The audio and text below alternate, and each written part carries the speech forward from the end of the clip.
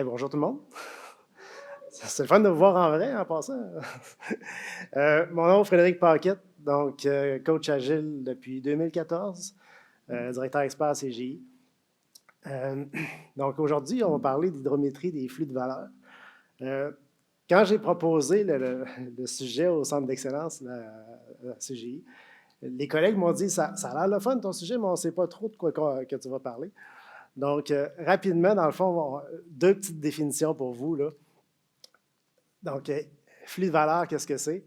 On dit, ben, dans le fond, c'est une représentation d'une collection d'activités à valeur ajoutée qui crée un résultat pour un client, une partie prenante ou un utilisateur final. Donc, en TI, souvent, ben, on va partir, le flux de valeur, c'est tout ce que ça prend pour une bonne idée pour éventuellement livrer ça en feature ou livrer une stratégie. Donc, tout ce qu'on a besoin de faire. Hydrométrie, maintenant, là, j'ai pris, donc ça, c'est la définition de TOGAF, de l'Open Group. Hydrométrie, là, j'ai pris la définition du Larousse, parce que ça, on n'est pas nécessairement en lien là, avec les flux de valeur. Donc, science qui a pour objet de mesurer, dans le fond, les propriétés physiques de l'eau, spécialement le débit, des eaux superficielles et souterraines. Quand j'ai vu la définition, je me disais, ah ouais, c'est le fun, parce que c'est pas mal de ça que je veux parler aujourd'hui. Mais où est-ce qu'il m'est arrivé l'idée de parler d'hydrométrie de flux de valeur? Pour comprendre d'où ce que ça vient, il faut comprendre d'où est-ce que moi je viens. Donc, moi, je viens de la région de Port-Neuf. Est-ce qu'il y a des gens de Port-Neuf ici? Tu comptes? Yes, good. Donc, je viens de Saint-Raymond. Saint-Raymond, fun fact par rapport à Saint-Raymond, plus de 2268 lacs répertoriés, 1525 km de rivières juste sur le territoire de Saint-Raymond. Reconnu pour que quand il y a des périodes de dégel pendant l'hiver ou au printemps, ben, souvent, les trois grandes rivières viennent qu'à déborder. Donc, on voit le photo de la caisse où ce que mon père travaillait, puis pendant Noël, il n'était pas au réveillon parce qu'il ramassait de l'eau. Puis moi, le lendemain, ben, je ramassais de l'eau chez mes grands-parents aussi. C'était une activité classique à Saint-Raymond. Puis aussi reconnu pour une activité particulière qui est la course des canards. C'est à Rivière-Sainte-Anne, donc organisée par le mouvement scout. On pêche des canards en amont. Puis si ton canard arrive le premier au fil d'arrivée, c'est toi qui gagne. Donc, on garde ça en tête, mais plus sérieusement, d'où est-ce que ça vient? C'est l'évolution des méthodes Agile Lean depuis un certain temps. Ce que je vais vous présenter aujourd'hui, il y a des choses que ça date depuis plusieurs dizaines d'années, mais les derniers éléments qu'on va regarder beaucoup, ça va être project to product aussi. Donc, hydrométrie, flow framework un peu, donc on va en parler un petit peu. Donc, quasiment 80% de ce que je vais parler aujourd'hui, on va le retrouver dans ces trois ouvrages-là. Je vais aller vite dans certains sujets, donc je vais effleurer certains sujets, mais si vous voulez aller un peu plus loin, là, donc il y a le livre du Flow Framework from Project to Product. Il y a aussi des éléments que je vais amener de Kanban, que ce soit celle de LKU, de Pro Kanban, peu importe, les concepts s'y retrouvent, et un livre de Daniel Vacanti là, qui par rapport à Actionable Agile, des éléments que je vais citer par rapport à ça. Les bases de problématiques qu'on va adresser aujourd'hui. Ceux qui m'ont déjà vu en conférence, ce n'est pas la première fois que je parle de ça. Donc, on a amené de l'agilité, on a flippé nos fameux triangles. Donc, on a gelé les échéances, les budgets, puis on va optimiser la valeur. Mais j'ai fait passer un soleil, là, donc les indicateurs, eux, est-ce qu'ils suivent? Est-ce qu'ils ont vraiment suivi? Malheureusement, les organisations que j'accompagne souvent, on a encore des indicateurs qui sont pas mal basés sur un ancien mindset. Ça, c'est un fait. Deuxième élément de la problématique, quand je parle avec des hauts dirigeants en TI, un élément qui sort tout le temps, c'est qu'on a beaucoup de choses en ce moment dans le pipeline. On a un paquet d'idées, la transformation numérique, une multitude d'idées, donc on a beaucoup plus d'idées que de capacités. Fait, comme ça vient un petit peu mêlant, la troisième problématique, c'est de voir le chemin critique. Ceux qui ont fait de la gestion de projet 101, c'est des éléments qu'on adresse là. Donc, les dépendances, le chemin critique, la meilleure optimisation qu'on a à faire pour pouvoir livrer un maximum de valeur. Donc, ce n'est pas tout le temps facile d'y voir clair. Ultimement, ce qu'on va vouloir, ce qu'on recherche, c'est optimiser la valeur à un rythme constant, infini, de façon sécuritaire. Donc, sécuritaire pour les équipes. On en a beaucoup entendu parler dans les 2 dernières années. Hein. Certaines pressions à livrer. Sécuritaire aussi pour être sûr que bien, on a passé toutes les étapes qu'on peut livrer de façon sécuritaire aussi. C'est un autre élément. Donc, avant de tomber, driller down tout de suite dans les métriques, il y a certaines étapes préalables. On va falloir cartographier le flux de valeur, les artefacts, les outils, les états des items dans le système qu'on va vouloir voir. Donc, si on reprend ma carte, on a un paquet de... Vous voyez chacune des rivières comme étant des individus qui travaillent. On va isoler un flux de valeur. Donc, un flux de valeur, ça peut être une équipe, donc ça peut être une collection d'équipes, un certain nombre d'équipes qui, si on prend en TI, souvent, ça va souvent jouer autour des mêmes grandes étapes. On a de l'idéation, on a de la réalisation, on a du déploiement, à quelque part, on va livrer, qu'on va atteindre notre fameuse valeur. Ça, c'est à haut niveau.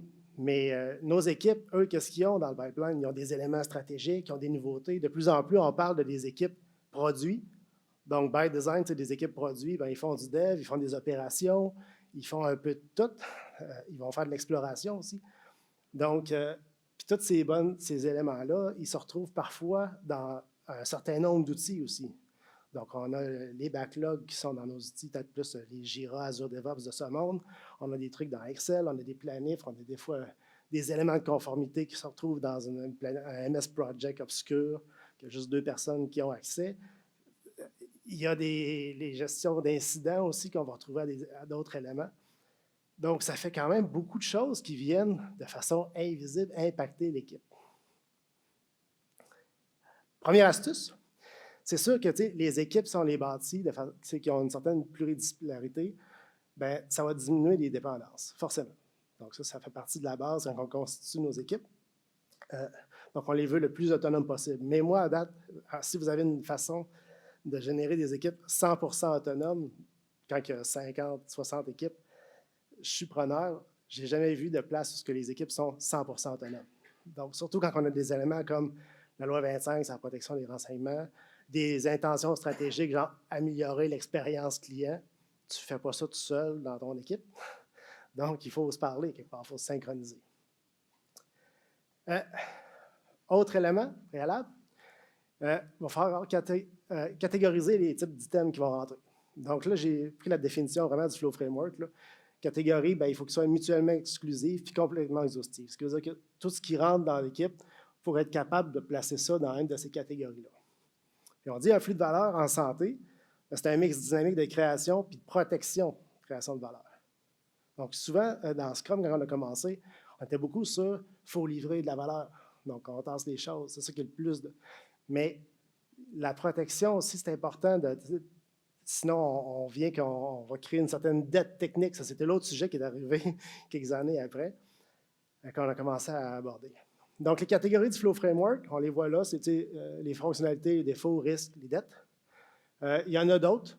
L'important, c'est qu'ils répondent à la catégorie. Donc, on va voir l'entretien et risque. Donc, souvent, ce qu'on va voir dans le Run, on a de l'amélioration qui va être le Growth, souvent, l'innovation, planification stratégique qui va être plus dans le Transform. Donc, il faut être capable de catégoriser les choses. Et les étapes. Donc, peu importe où est-ce qu'on est, il y a des choses de base que ça va prendre.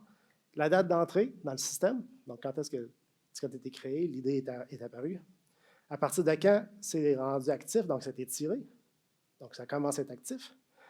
Le dernier est terminé, donc l'item répond à sa définition terminée, peu importe son niveau. Puis, le troisième, bien là, ça dépend. Des fois, ce n'est pas tout le temps facile de l'avoir. Donc, c'est la sommation des temps qui a été bloqués. Donc, quand on avait un Kanban physique, c'était facile. On faisait des petits crochets à chaque jour, à la limite, ou à chaque semaine. L'élément est en attente d'une décision, il est bloqué, ou peu importe. Dans certains de vos items d'ALM, vous êtes capable de l'avoir, dans d'autres, non. Donc, ça, c'est idéalement, on essaie de se trouver une stratégie pour pouvoir ramasser ça. Et là, on est prêt pour avoir nos premières lectures. Donc, je vais commencer avec les lectures du Flow Framework, puis après ça, on va aller vers autre chose. Donc, Flow Framework, intéressant autant pour des équipes d'équipes de coordination, des trains, si vous êtes dans ce mode-là. Permet de découvrir des tendances, mais aussi peut-être d'identifier des goulots d'étranglement.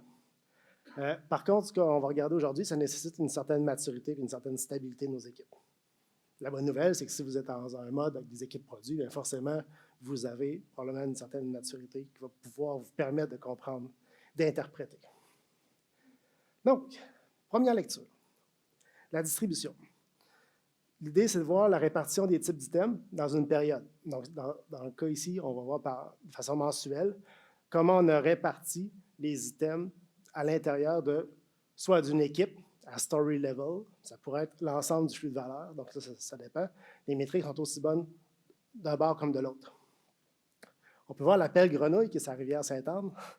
Donc ça, c'est l'idée, c'est d'avoir tout le temps balancé les travaux d'entretien versus l'innovation, versus les risques, qui va nous permettre éventuellement d'arriver avec une analyse un peu plus poussée. Deuxième métrique qu'on va regarder, c'est le niveau du flux. Donc, le nombre d'items qui ont le statut en cours puis en attente pour une période donnée. Donc, en gros, c'est combien il y a de WIP, donc des travaux en cours dans le système. Pour l'ensemble des équipes, encore là. Donc là, pour l'instant, je suis encore sur une équipe X à story level. Le but, ce n'est pas que la ligne soit très haute. Hein. Parce que, comparativement à ce qu'on peut voir, c'est peut-être contre-intuitif, mais plus on a de WIP dans le système, moins les prochaines métriques risquent d'être bonnes. Donc, les prochaines, ça va être quoi? Le temps de tic. Super intéressant. Avant, il y avait une vidéo, mais ça déconcentrait tout le monde de voir les canards, fait que j'ai arrêté ça. Donc, le temps moyen des items pour passer du statut actif à terminé. Super déclencheur d'idées d'amélioration. Comme s'il y en a qui ont déjà vu, dans la dernière conférence, je disais, bien, quand on a sorti au niveau portefeuille le nombre de semaines que ça prenait pour une initiative à niveau portefeuille, le temps de cycle que ça prend, ça a déclenché un raz de marée, je dirais. On a clairement vu que le système ne fonctionnait pas. C'est vrai aussi pour les équipes. Donc, dans une équipe, j'étais avec un dirigeant là, 2 semaines, puis il regardait, il y a 1 an ou 2, les équipes avaient des itérations de 3 semaines, puis le temps de cycle des stories qui était d'à peu près 45 jours, le temps de cycle moyen. 21 jours calendrier, 3 semaines, 45 jours, donc il y a quelque chose qui ne fonctionnait pas. Puis là, il était rendu à 15, 16, ce qui est une nette amélioration en termes de découpage, de vélocité, de stabilité, de maturité. Autre, le débit. Donc là, c'est vraiment de voir combien il y a d'items qui se terminent. Tantôt, je vous disais, hein, le nombre de WIP que vous avez dans le système, souvent, il va venir impacter le nombre d'items qui sortent. C'est ça qui nous intéresse. C'est ça qu'on veut valoriser. Dans ce cas-là, on l'a séparé aussi en catégories pour montrer une certaine distribution en même temps, mais c'est vraiment de voir en ce moment combien il y a d'éléments qui sortent. Ça, c'est vraiment une notion de débit. Si vous êtes capable de faire la sommation des temps bloqués, on va pouvoir aussi arriver sur l'efficience du flux de valeur. Donc, est-ce qu'il y a des éléments qui stagnent? C'est quoi le ratio des temps actifs, ces items, sur le temps de cycle total? Donc, on sait que les choses qui attendent finissent par se salir. C'est la même chose pour l'eau. Donc, ne buvez pas cela parce que là, on va tomber sur une autre notion de flux qu'on ne parlera pas aujourd'hui.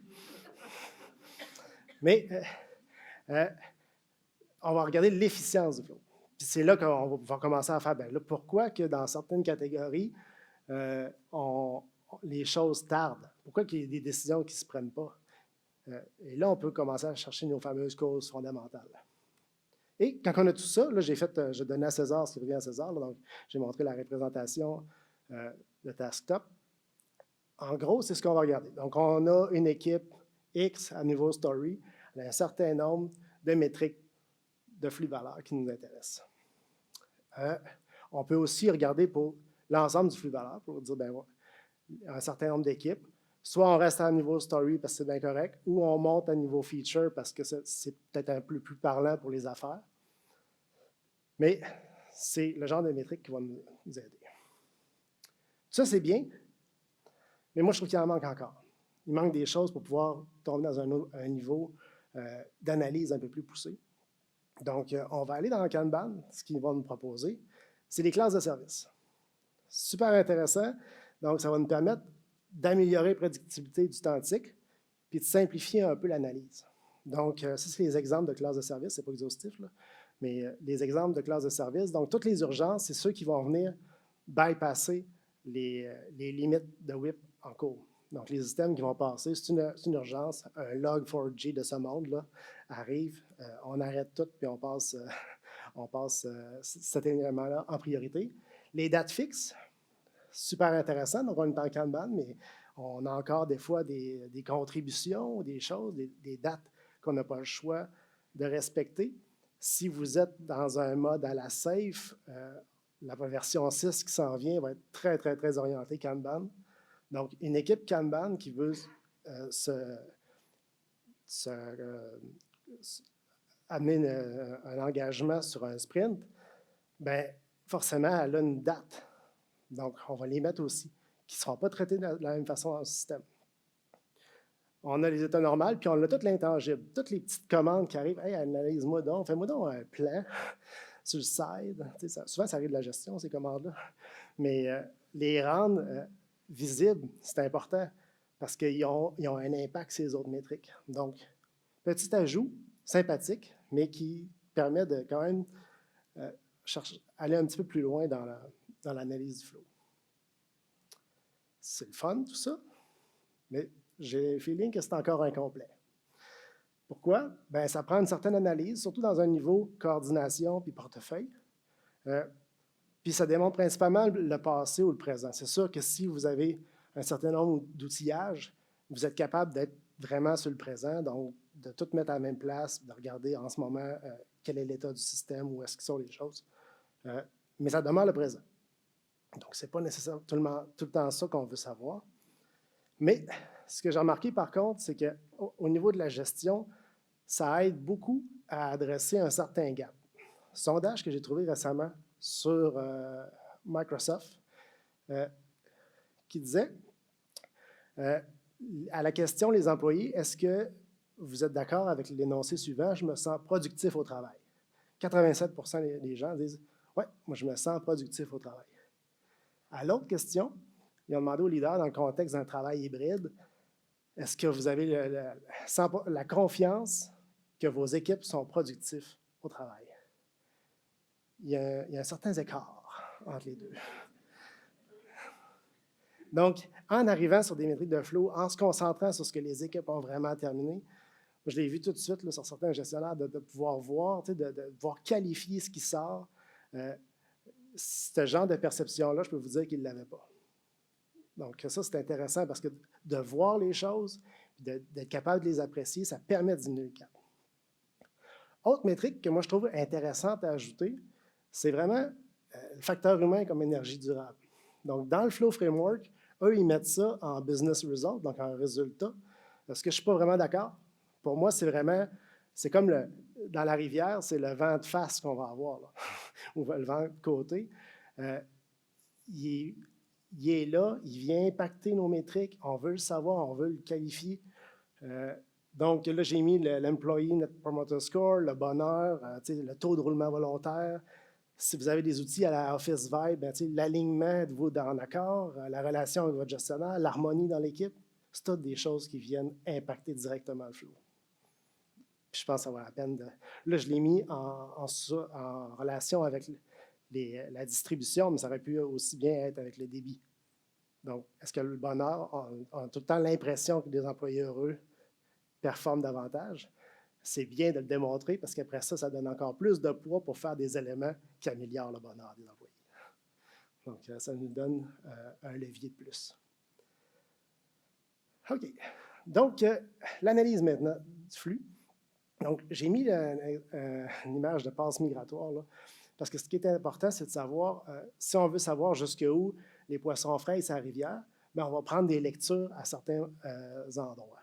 C'est un peu la même chose au niveau d'un flux de valeur. Donc, une des métriques que moi j'aime beaucoup regarder, c'est l'âge des items dans le flux de valeur. Donc, pour chacune des grandes étapes, combien on a d'items en ce moment, c'est quoi le WIP, depuis combien de jours elles sont là. Si les tendances se maintiennent, est-ce qu'on commence à avoir des éléments qui sont dans le trouble, qui n'atteindront pas notre temps de cycle? Drôlement intéressant. Focus sur, bien, il y a certains éléments qui ça fait un bout qui sont bloqués. Donc, X jours. Ça aussi, c'est assez parlant pour pouvoir diagnostiquer avons-nous un problème. Tantôt, je te disais, un des éléments dans les métriques de flux, c'est qu'on regardait principalement le passé et le présent, mais on veut s'engager aussi parfois envers d'autres équipes. Donc, élément, le fun, donc les simulations de Monte Carlo, on va se baser sur notre passé, on va regarder ce qu'on a. Donc, les simulations de Monte Carlo, on peut les faire de deux façons. Soit j'ai un certain nombre d'items en ce moment, à une date X, quand est-ce que ça va être terminé. Ça, c'est une façon de le voir. Ou si je rentre un nouvel élément, bien, à partir de quand, moi, je pourrais m'engager à le terminer. Donc, ça, c'est ceux qui font, exemple, d'API planning dans la SAFe, bien, au lieu de commencer à faire du poker planning, bien, utilisez votre passé. Sortez des simulations, puis ça va être fait. Pas mal moins de temps. Par contre, à utiliser avec une certaine connaissance, une certaine maturité, puis en fonction du cycle de votre flux de valeur. Si vous êtes, par exemple, vous faites de la vente de REER, bien, ça se peut bien que la période de janvier, février, mars, on n'a pas la même pression à livrer. Parce que des fois, il y a des gels dans ces flux de valeur-là. Tout comme je ne prends pas mon temps de l'été pour pouvoir prédire l'automne. Ben non. Donc, on va aller chercher un échantillonnage qui, l'année passée, dans la même période, par exemple, puis là, on va bâtir les simulations de Monte Carlo. Donc, intéressant. Donc, on comprend mieux le flow, on comprend où est-ce qu'on s'en va, mais est-ce qu'on va dans le bon sens? Donc, petite maison dans le bras du Nord classique, tout le temps la même, tout le temps inondée. Sympathie. Donc, on a la distribution de l'innovation, c'est bien, mais il manque encore une notion, je pense. On a parlé de notre fameuse inversion du triangle. Est-ce qu'on livre les bonnes choses? Donc, la valeur livrée, est-ce qu'on est capable de l'apprécier? C'est sûr que ça demande certaines questions, là. Donc, comment on la définit, cette valeur-là? Est-ce qu'elle est absolue et relative? Là, ça dépend de votre organisation. Dans souvent les éléments de backlog, on a 4 niveaux de priorité. Priorité 4, ça donne 4 points, 3 points. C'est une façon comme une autre. Mais l'important, c'est au moins d'être capable de la qualifier. Ça, c'est vraiment des métriques qui vont nous dire qu'on s'en va dans le bon sens. Tantôt, Patrick et Lou-David nous parlaient des OKR. Donc, on est un peu à la même place. On va voir, est-ce qu'on s'en va dans le bon sens? Les fameux Business Value Points, qui sont là encore là, c'est nos propriétaires de flux de valeur, nos business owners, qui vont venir, bien, en fonction des engagements que vous êtes en train de faire, on pense que vous allez dans le bon sens sur certains éléments. Donc, pour nous, c'est des priorités pour pouvoir décentraliser une certaine prise de décision. Intéressant. Et dernier élément que j'amènerais, c'est ou plutôt ma version de la matrice d'Ocean Carry. Donc, on a nos objectifs, on a livré nos stratégies. Bien, on a une notion peut-être d'MVP. On est en train de valider certaines hypothèses. Donc, si dans une stratégie, on a déjà atteint nos hypothèses, on est en train de livrer une certaine valeur, on pense qu'on s'en va dans le bon sens. Mais, est-ce qu'on atteint nos cibles? Donc, ça, c'est le fameux canard, lequel qui va gagner. Donc, je reprends encore ma matrice d'Ocean Canary. On a ici nos objectifs qui sont livrés via des stratégies et on a des atteintes. Donc, tantôt, on parlait d'OKR. Donc, les résultats, est-ce qu'ils sont au rendez-vous?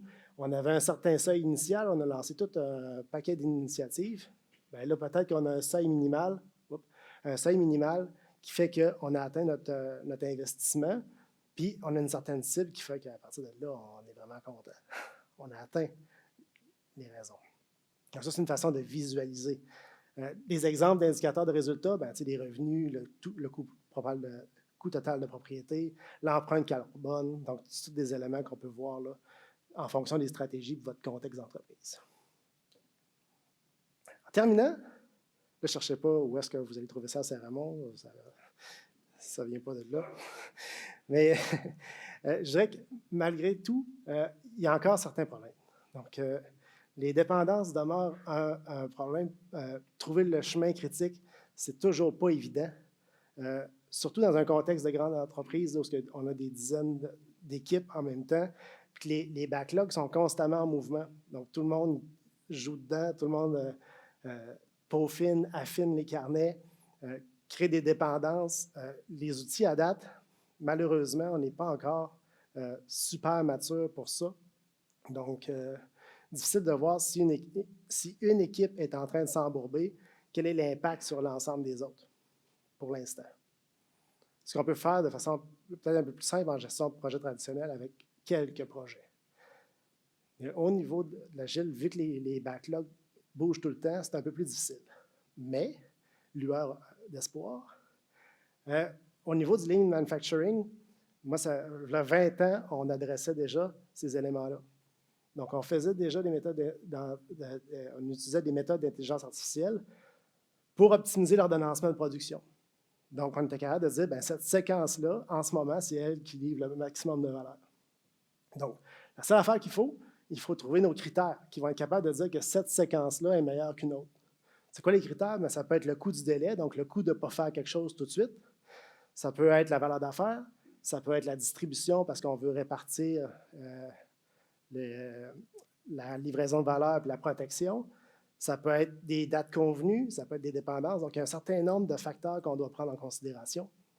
Mais, certains le font. Donc, je ne sais pas si vous avez vu dans les nouvelles, là, Mme Tang Yu de NetDragon, donc la PDG de quand même une entreprise de jeux vidéo chinoise avec une capitalisation quand même de 7,8 milliards. Donc, c'est une intelligence artificielle qui base qui prend ses décisions en continu, juste sur des métriques objectives. Donc, on n'est plus dans la priorisation parce que c'est moi qui gagne le plus cher, c'est moi qui prends la décision finale. Je gagne $1 par année, anyway. Mme Tang.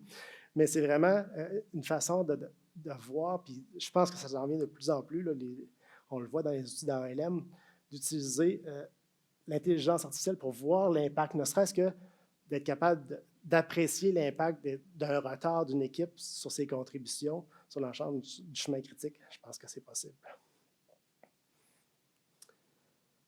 En conclusion, bien, on sait que la capacité nous coule parfois entre les doigts. On sait qu'il faut comprendre le débit. Il faut s'assurer qu'on focus sur nos objectifs. On va être capable de cartographier notre flux de valeur, prendre des métriques de débit, on va séparer chacune de nos étapes, on va le prendre souvent. Il reste à apprécier peut-être certains éléments, mais je pense que si on veut voir si on atteint nos objectifs, il faut savoir aussi d'où ce qu'on vient. Puis je vais finir avec un proverbe d'un grand sage, Bruce Lee, qui disait « Be like water, my friend ». Donc, l'idée, c'est tout le temps, on veut que nos équipes, nos stratégies soient comme l'eau. Donc, même si on y met un obstacle, traverse les obstacles, trouve la meilleure façon d'atteindre ses objectifs. Et une autre grande citation de notre ami Bruce Lee, que je vous laisse lire. Vous allez comprendre qu'on est rendu à la période de questions.